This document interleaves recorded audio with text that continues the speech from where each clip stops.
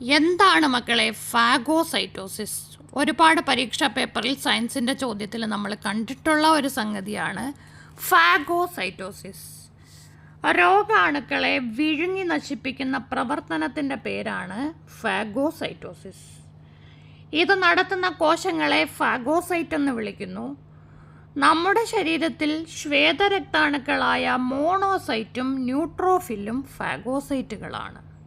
അപ്പോൾ ഉള്ളിലകപ്പെടുന്ന ബാക്ടീരിയ പോലുള്ള രോഗാണുക്കളെ ദഹിപ്പിക്കാൻ കഴിവുള്ള കോശങ്ങളെ വിളിക്കും ഫാഗോസൈറ്റുകൾ. ഫാഗോസൈറ്റോസിസ് എന്ന വാക്കിൻ്റെ അർത്ഥം സെൽ ഈറ്റിംഗ്. പീനോസൈറ്റോസിസ് എന്ന് പറയുമ്പോൾ സെൽ ഡ്രിങ്കിങ്. സെൽ എന്ന ലാറ്റിൻ പദത്തിൻ്റെ അർത്ഥം ചെറിയ മുറി എന്നാണ്.